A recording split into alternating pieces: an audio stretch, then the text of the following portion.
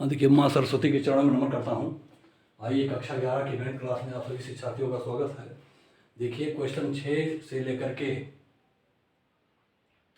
Question number 6, 7, 8, 9, 10 और 12 का हल। देखिए इतने क्वेश्चन का हल इसमें दिया जा रहा है। आप देखें विविध प्रश्नावली 1 से है।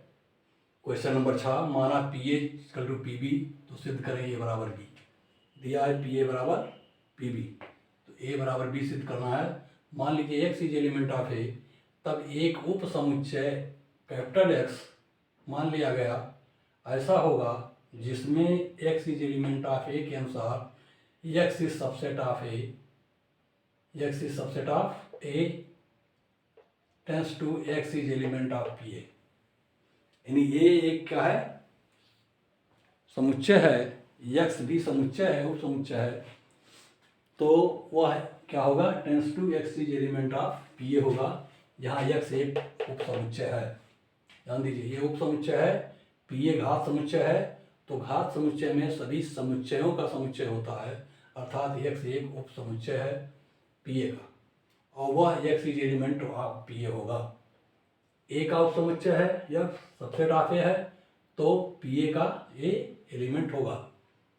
ध्यान दीजिए x is subset of A है, तो घात समुच्चय का यह एक्स एक एलिमेंट होगा। प्रश्नानुसार पी ए बराबर है पी बी के, तब x is element of P B भी होगा, क्योंकि ये दिया है। अगर अब x is subset of B होगा, तब x is element of B है। X is element of A तथा x is element of B, तब ये इज सबसेट ऑफ बी है। ये पहला खंड देख लीजिए, x is element of B हो गया। अब दूसरा कोई एल मान लीजिए, पुनः एल समुच्चय बी का कोई उप समुच्चय है, बी से शुरू कराया। ए के लिए तो आपने मान लिया, एल को मान लीजिए बी का कोई उप समुच्चय है, तब small L is element of capital L होगा, और capital L is subset of capital B होगा। ये दोनों एल उप समुच्चय होगा किसका, बी का। Tends to L is element of P B होगा। एल एक समुच्चय है, लेकिन पी बी एक घात समुच्चय है, इसका एल एक एलिमेंट कहलाएगा। अब L is element of P ए हो गया, क्योंकि पी ए बराबर है पी बी दिया है, तब L is subset of A भी होगा, L is subset of B भी होगा।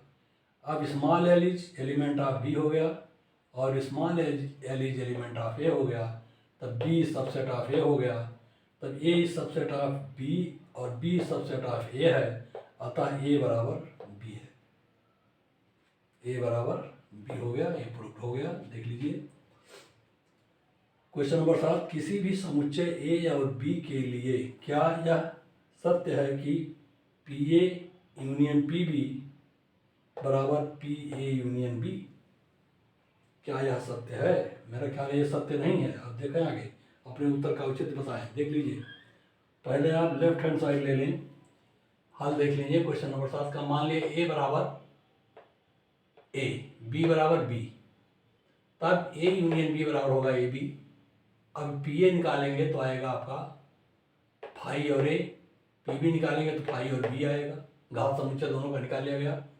अब P A union P B, यानी दोनों घात समुच्चयों का यूनियन बनाया गया, तब आ गया। देखिए इसमें फाई कॉमन है, फाई लिखा जाएगा, ए है और बी है, फाई ए बी। तीन समुच्चय का ये एक समुच्चय बना, जिसमें फाई समुच्चय, ए समुच्चय और बी समुच्चय यहाँ मौजूद है। अब देखिए ए यूनियन बी बराबर है ए बी के, तब पी ए यूनियन बी बराबर हो जाएगा फाई ए, फाई समुच्चय ए समुच्चय बी समुच्चय ए बी। अब देख रहे हैं 1 2 3 4 अवयव हैं इसमें, और इसमें जो है कितने थे, 3 अवयव हैं, है ना। इसका अर्थ है कि P A union B is greater than P A union P B, अर्थात P A union B is equal to not P A union P B. ये देखिए ऐसा नहीं होगा, क्या है।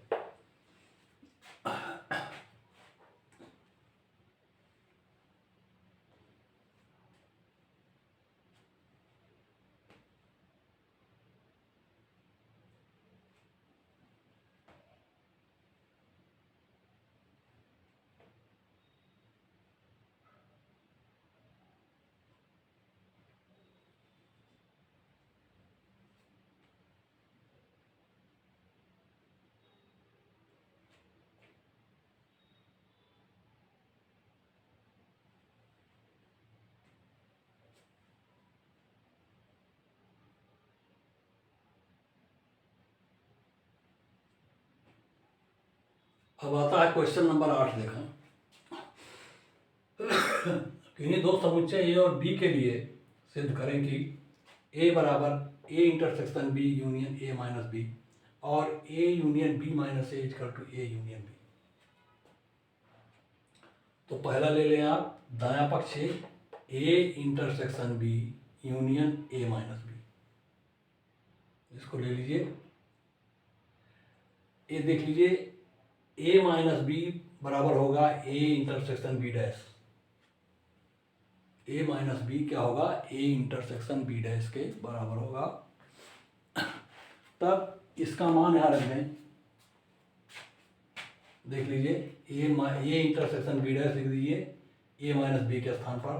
तब आपका ये बन गया A intersection B union A intersection B dash. अब डिस्ट्रीब्यूटिव लॉ लगा दीजिए, A intersection B union B dash. A intersection दोनों में है, कॉमन ले लीजिए, बचा बी यूनियन बी डैश। देख लीजिए बी यूनियन बी डैश। इस डिस्ट्रीब्यूटिव लॉ को लागू करेंगे तो ये पूरा बन जाएगा। देख लीजिए A intersection B union A intersection B dash, ये चीज़ है। ये जो नीचे लिखा गया है ऊपर के चीज, ऊपर के व्यंजक में नीचे के व्यंजक में कोई अंतर नहीं है। आप ये डिस्ट्रीब्यूटिव लॉ के कारण ऐसा कर दिया गया है, वितरण के नियम से इसको कॉमन ले लिया गया है। ये इंटरसेक्शन को कॉमन ले लिया गया दोनों में से। देखिए यहाँ इंटरसेक्शन, यहाँ इंटरसेक्शन, तो बचा बी और B union B dash. B और बी डैश का यूनियन बराबर होता है यू के, ये यूनिवर्सल सेट हो गया, यानी ए यूनियन ए डैश या बी यूनियन बी डैश बराबर यू। तो ये हो जाएगा आपका ए इंटरसेक्शन यू। ये इंटरसेक्शन यू बराबर होगा ए के, लेफ्ट हैंड साइड हो गया। देखिए प्रूफ हो गया ये।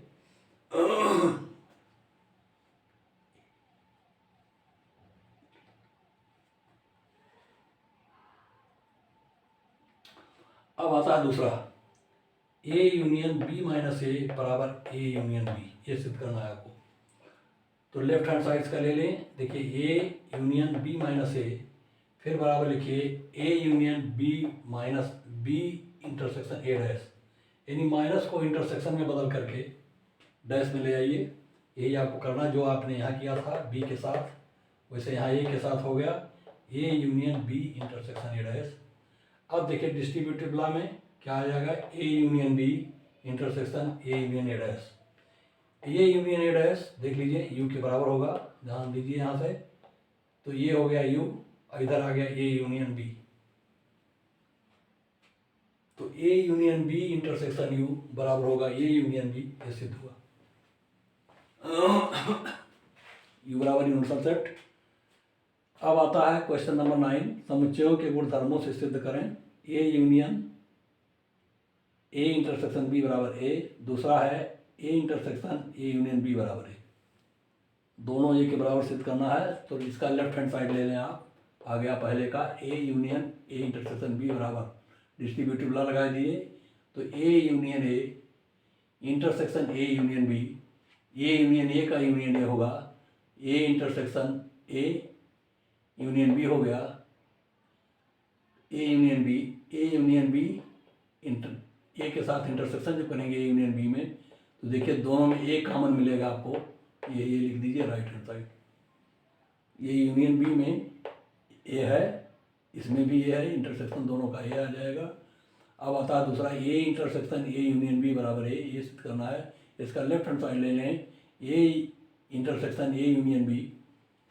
ए डिस्ट्रीब्यूटिव लॉ लगाइए, तो A intersection A union A intersection B. अब ए इंटरसेक्शन ए बराबर ए। देखिए किसी समुच्चय का अपने ही समुच्चय से स्वयं से इंटरसेक्शन और स्वयं से यूनियन उसी समुच्चय के बराबर होता है बर्गसन नियम के अनुसार। क्या होगा, बर्गसन नियम। बर्गसन नियम के अनुसार क्या होगा, वही होगा। तो आप देखिए आ गया आपका ए इंटरसेक्शन ए या ए यूनियन ए। ए यूनियन होता ए के साथ तब भी ए आता, ये इंटरसेक्शन होता है ए के साथ तो भी यही आएगा। ये कहीं आप देखेंगे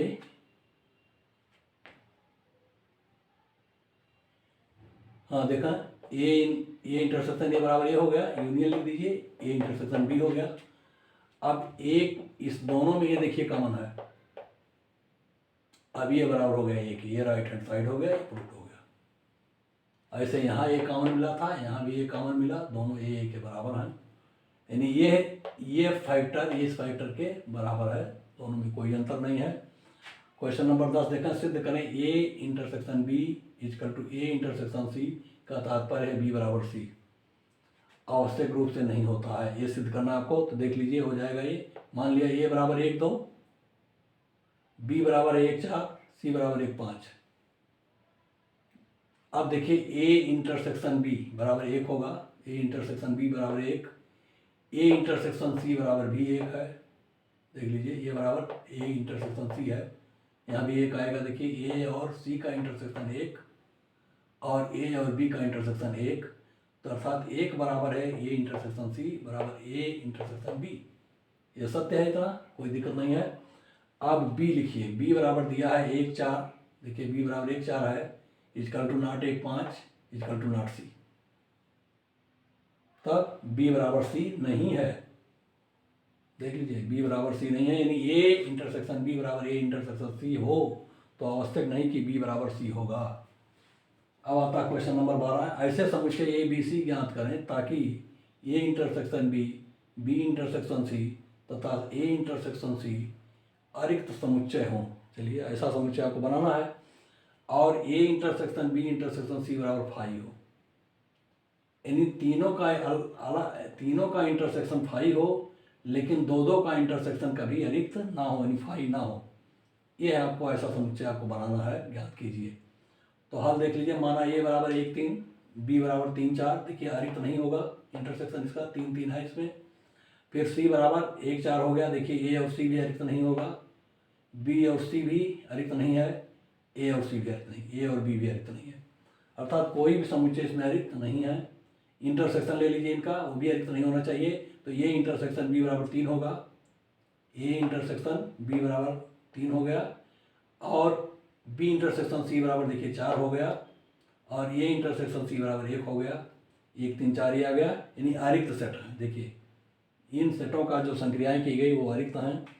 आता है A intersection B intersection C बराबर A intersection B intersection C, तो ए इंटरसेक्शन बी बराबर 3, इंटरसेक्शन सी का 1 4 से कर दीजिए। देखिए दोनों में कोई अवयव कॉमन नहीं है, अर्थात फाई है, प्रूफ।